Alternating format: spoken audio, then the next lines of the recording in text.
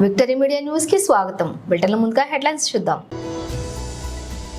Semi కండక్టర్ల రంగంలో భారత్ విశ్వసనీయ భాగస్వామ్యంగా ఎదగడం ఖాయమని పేర్కొన్న దేశ ప్రధాని నరేంద్ర మోదీ.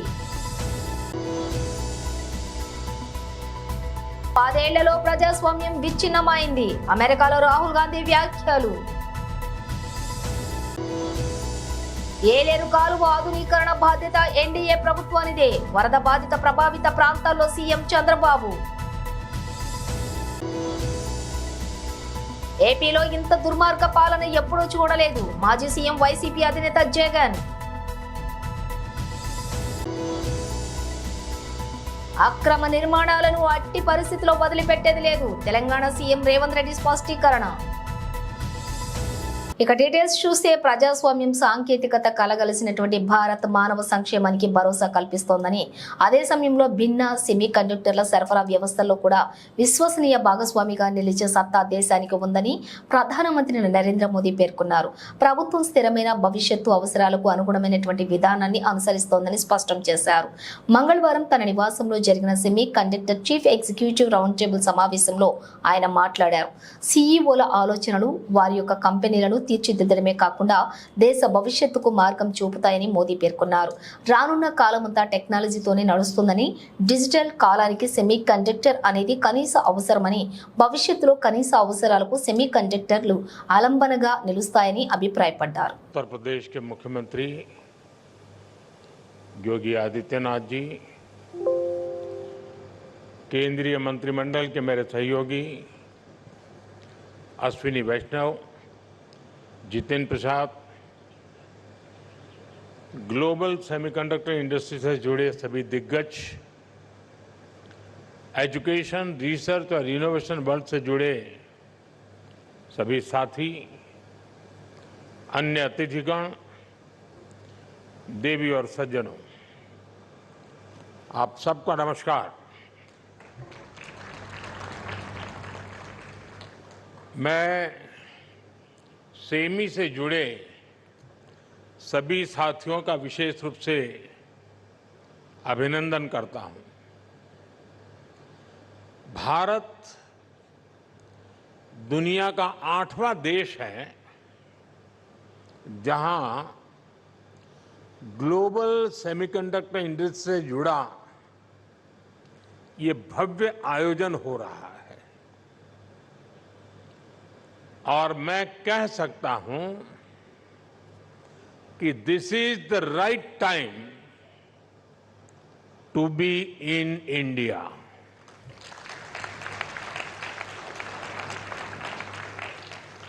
आप सही समय पर सही जगह पर है। 21st सेंचुरी के भारत में the chips are never down और सिर्फ इतना ही नहीं है, आज का भारत दुनिया को भरोसा देता है, when the chips are down you can bet on India.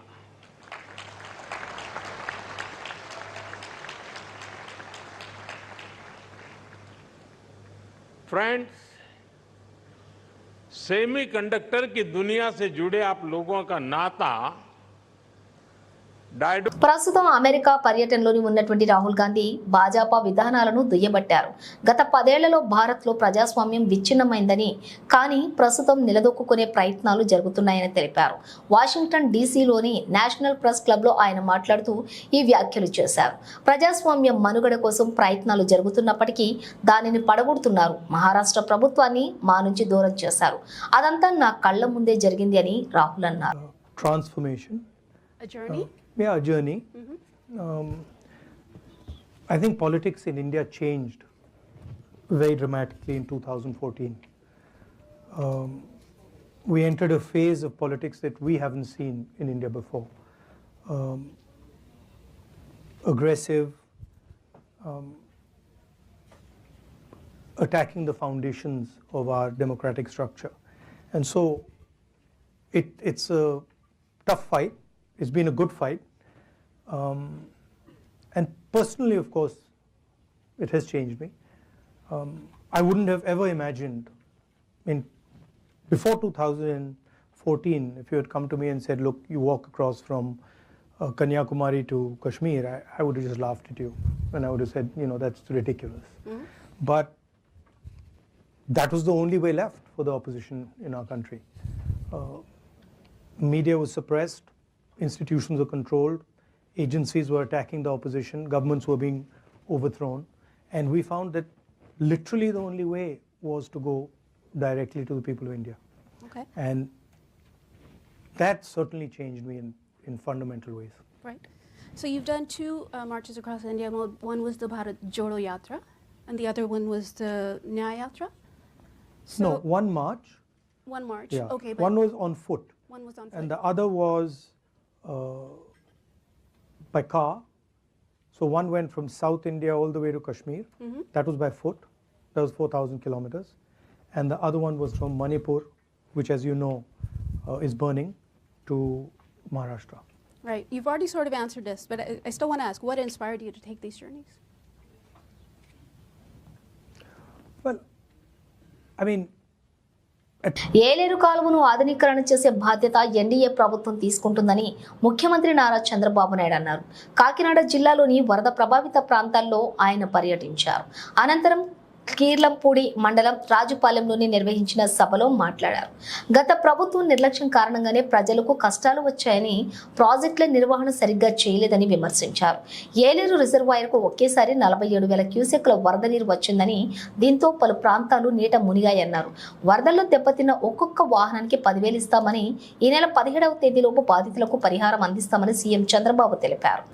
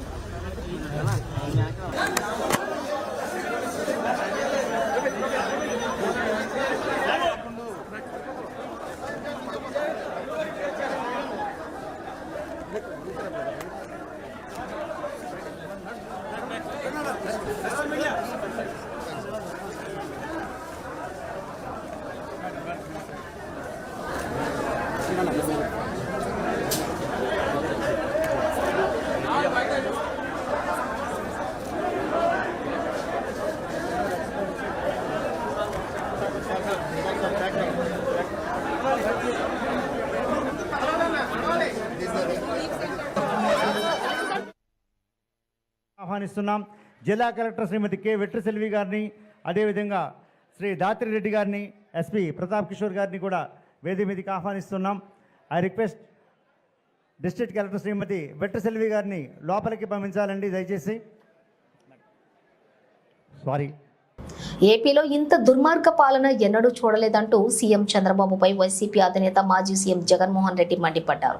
అక్రమ కేసుల్లో అరెస్ట్ అయి గుంటూరు జైల్లో ఉన్న మాజీ ఎంపీ నందిగం సురేష్ ను జగన్ పరామర్శించి ధైర్యం చెప్పారు. అన్ని విధాలా పార్టీ అండగా ఉంటుందని భరోసానిచ్చారు. అనంతరం జగన్ మీడియాతో మాట్లాడుతూ అక్రమ కేసులతో ఒక దళిత నేతను అరెస్ట్ చేశారన్నారు. తుఫాను వస్తుందని ముందే చెప్పినా బాబు పట్టించుకోలేదని, తన ఇంటిని రక్షించుకునేందుకు విజయవాడను ముంచారని, బుడమేరు గేట్లు ఎత్తి విజయవాడను ముంచేశారని, ఒక్క తప్పుడు పనికి 60 మందికి పైగా చనిపోయారని, ఎంతమందిని పొట్టన పెట్టుకున్న ఘనత చంద్రబాబుకు దక్కుతుందన్నారు.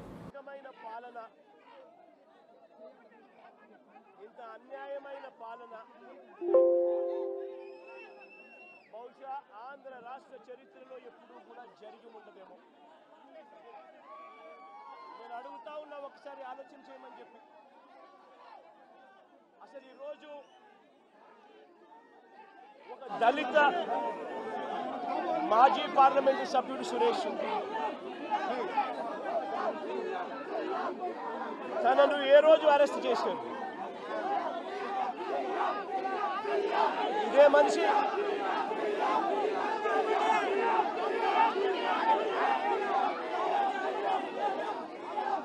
నాలుగో తారీఖున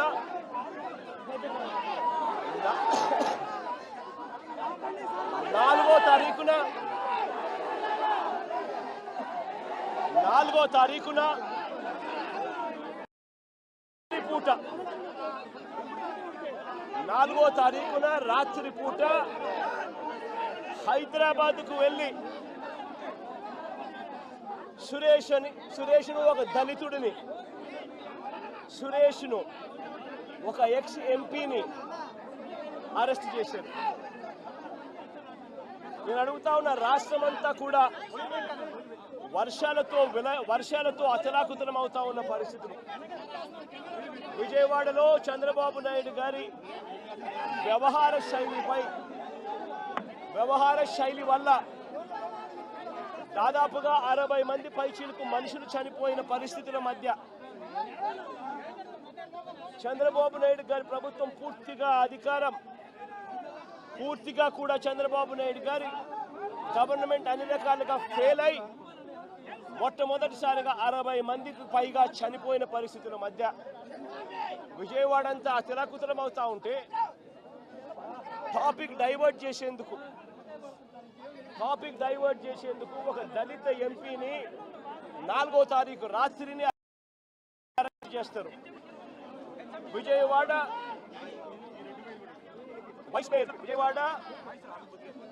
డిప్యూటీ మేయర్ను అరెస్ట్ చేస్తారు. కేవలం డిప్యూటీ మేయర్ భర్తను అరెస్ట్ చేస్తారు. అది 4వ తారీఖు రాత్రి.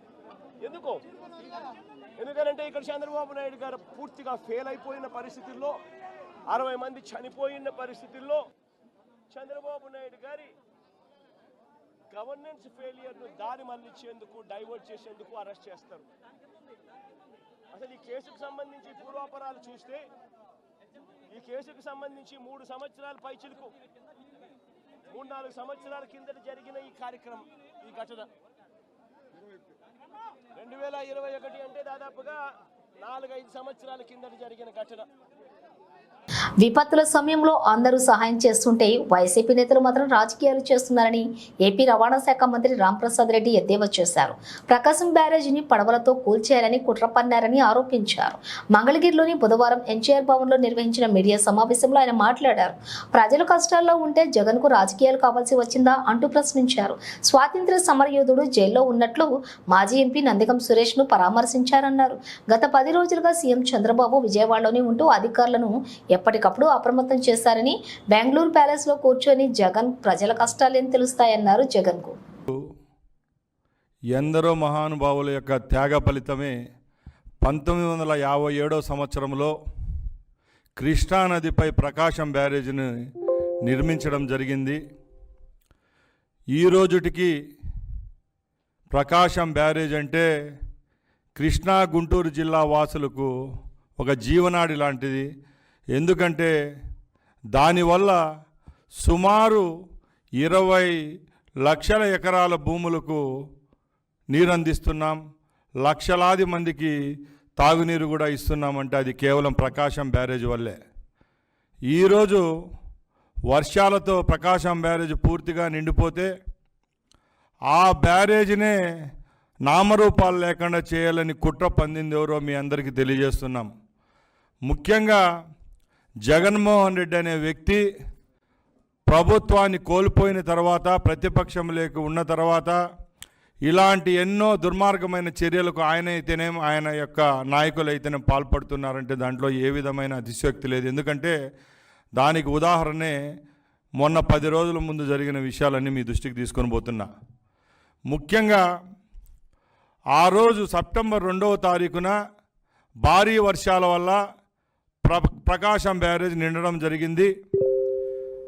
ఆ రోజున తెలుగుదేశం పార్టీ ప్రభుత్వం ఉంది. ఇప్పుడు ప్రతిపక్షంలో ఉన్న జగన్మోహన్ రెడ్డి అనుచరులు ఎవరైతే ఉన్నారో తలసిల రఘురాం, ఆయన గురించి మీకు చెప్పనవసరం లేదు. గత 5 సంవత్సరాల ముందు ప్రభుత్వం ఎప్పటి నుంచి ఉన్నిందో అప్పటి నుంచి ఇప్పటి వరకు కూడా జగన్మోహన్ రెడ్డికి పర్సనల్ అసిస్టెంట్గా ఒక ఎమ్మెల్సీగా వ్యవహరిస్తున్న అతను తలసిల రఘురాం అంటే. ఆ తర్వాత నందిగామ సురేష్. అక్రమ నిర్మాణాలను ఎట్టి పరిస్థితుల్లోనూ వదిలిపెట్టబోమని, కూల్చివేత తప్పదని తెలంగాణ ముఖ్యమంత్రి రేవంత్ రెడ్డి పేర్కొన్నారు. బుధవారం తెలంగాణ పోలీస్ అకాడమీలో నిర్వహించిన పాసింగ్ అవుట్ పరేడ్లోని సీఎం రేవంత్ రెడ్డి పాల్గొన్నారు. ఈ సందర్భంగా ఆయన మాట్లాడుతూ నాలాలను ఆక్రమించుకోవడంతో వరదలు వచ్చి పేదల ఇళ్ల నీటి మునుగుతున్నాయని అన్నారు. చెరువులు, నాలాలను ఆక్రమించి కట్టిన వాటిని తొలగించేందుకే హైడ్రాన్ ఏర్పాటు చేస్తామని వివరించారు. ప్రాజెక్టుల వద్ద ఫామ్ హౌజులు కట్టుకుంటూ డ్రైనేజీని గండిపేటలో కలుపుతున్నారని ఆరోపించారు. అలాంటి వాళ్లు అక్రమ నిర్మాణాల నుంచి తమకు తాముగా తప్పుకుంటే గౌరవంగా ఉంటుందని చెప్పారు. నిబంధనలను బేఖాతరు చేస్తూ కట్టిన నిర్మాణాలను కూల్చివేయటం తప్పదన్నారు. వాటిపై కోర్టుకు వెళ్లినా విడిచిపెట్టే సమస్యే లేదని, న్యాయస్థానాల్లోనూ పోరాడతామని స్పష్టం చేశారు. చెరువులను పూర్వస్థితిలోకి తీసుకువెళ్లేందుకే కృత నిశ్చయంతో ఉన్నామని చెప్పారు. ఆక్రమణలు తొలగించి మూసీ రివర్ ఫ్రంట్ అభివృద్ధి చేస్తామన్నారు. మూసీ పరివాహక ప్రాంతంలోని 11,000 మంది నిరుపేదలకు డబుల్ బెడ్రూమ్ ఇళ్లు కట్టించిస్తామని రేవంత్ రెడ్డి హామీ ఇచ్చారు.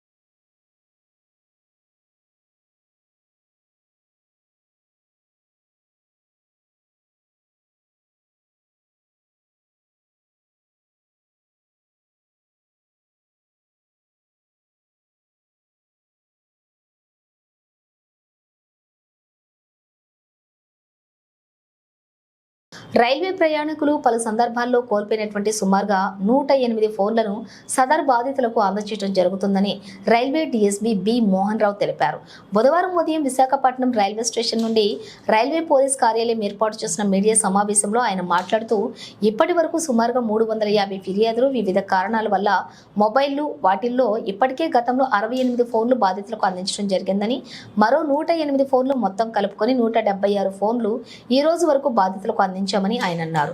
అదేవిధంగా ఫోన్లు కోల్పోయిన వారు వెంటనే సంబంధిత పోలీస్ స్టేషన్లో ఫిర్యాదు చేస్తే ఆ వివరాలు కేంద్ర ప్రభుత్వానికి చెందినటువంటి సిఈఐఆర్ పోర్టల్ అప్లోడ్ చేస్తామని, సిఈఐఆర్ యాప్లోని వివరాలు అప్లోడ్ చేసేందుకు ఫోన్ IMEI నెంబరు, ఫోన్ యజమాని Aadhaar card, SIM card number అందించాల్సి ఉంటుందని, అలా అప్లోడ్ చేసిన ఫోన్లను ట్రాక్ చేయడం సులభతరం అవుతుందని నేను తెలిపాను.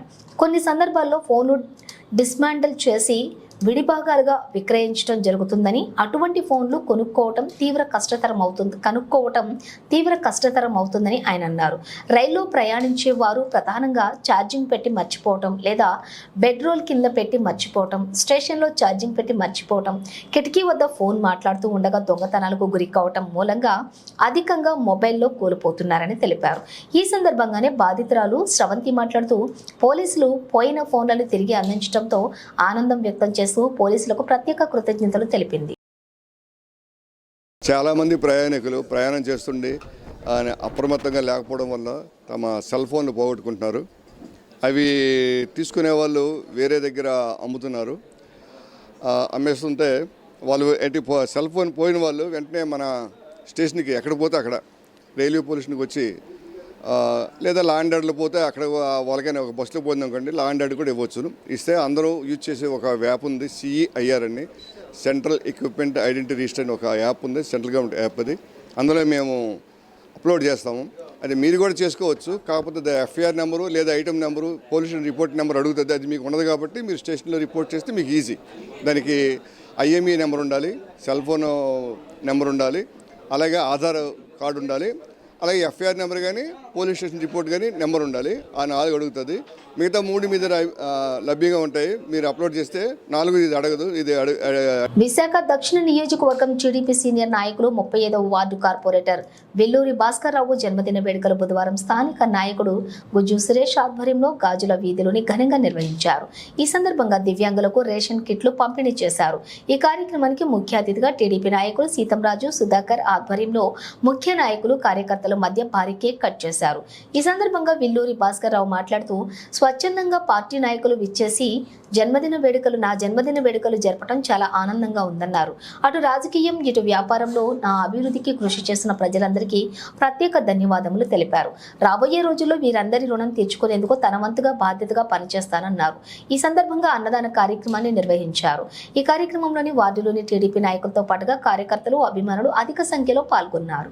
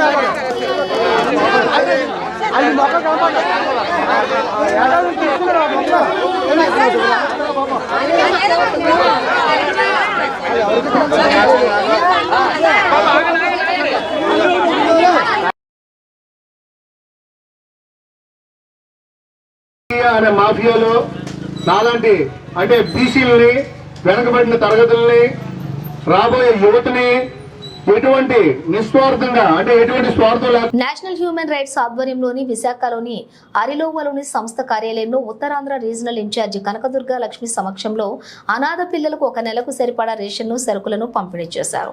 పిల్లలకు అవసరం పడే బుక్స్, స్టేషనరీని కూడా అందజేశారు. అనంతరం అనాథ పిల్లలకు భోజనం ఏర్పాట్లను చేశారు. ఈ కార్యక్రమానికి ముఖ్య అతిథిగా national human rights protection firm CEO TS Ramachandra Naidu హాజరయ్యారు. ఈ సందర్భంగా రామచంద్ర నాయుడు మాట్లాడుతూ హక్కుల మీద పోరాడుతూనే ఎన్నో సేవా కార్యక్రమాలు చేపడుతున్నామని, నేషనల్ హ్యూమన్ రైట్స్ సంస్థ నుండి త్వరలో ఒక మెగా మెడికల్ క్యాంప్ను కూడా నిర్వహించబోతున్నామని అన్నారు. ఈ మెగా మెడికల్ క్యాంప్ నిర్వహించబోతున్నామన్నారు. ఈ కార్యక్రమంలోనే నేషనల్ హ్యూమన్ రైట్స్ సభ్యులు తదితరులు పాల్గొన్నారు.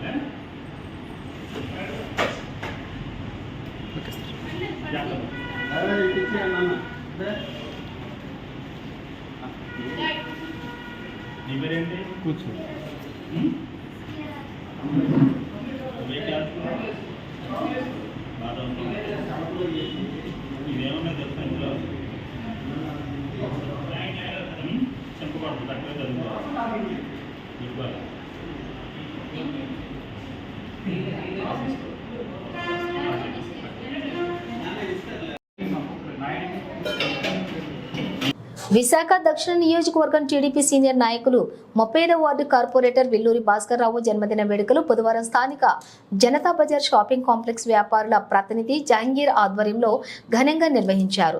ఈ సందర్భంగా వ్యాపార సంఘం నాయకుడు జహంగీర్ మాట్లాడుతూ జనతా కాంప్లెక్స్ లోని 72 షాపులున్నాయని వీటి ద్వారా 10,000 మంది ఉపాధి పొందుతున్నామన్నారు. అయితే ఈ కాంప్లెక్స్ పునర్నిర్మాణం చేపట్టాలని, దీనికి అద్దెలు కూడా నిర్ణయిస్తే మరింత అభివృద్ధి జరుగుతుందన్నారు. ఇక్కడ అన్ని సమస్యలను ఆయనే పరిష్కరిస్తున్నారన్నారు. మరిన్ని పుట్టినరోజున వేడుకలు జరుపుకోవాలన్నారు. భవిష్యత్తులో ఆయన విశాఖ దక్షిణ నియోజకవర్గం ఎమ్మెల్యేగా ఎదగాలని ఆయన కోరారు. ఈ కార్యక్రమంలోని పలువురు వ్యాపారులు, కార్మికులు పాల్గొన్నారు.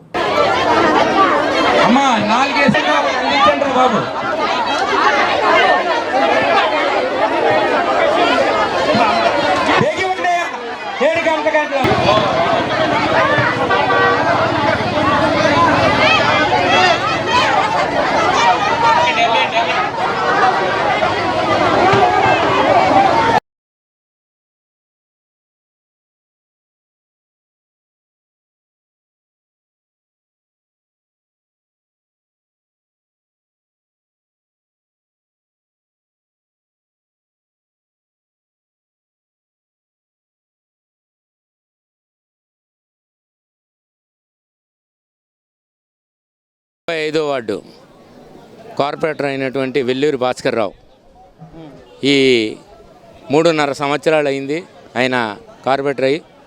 లేటెస్ట్గా ఇప్పుడు స్టాండింగ్ కమిటీ నెంబర్ కూడా ఎన్నికయ్యారు. బంపర్ మెజారిటీతో ఎన్నికయ్యారు. ఇది ఒక మా అదృష్టం, 35వ వార్డు పరిధిలో ఉన్న వాళ్ళ అదృష్టం అని నేను భావిస్తున్నాను.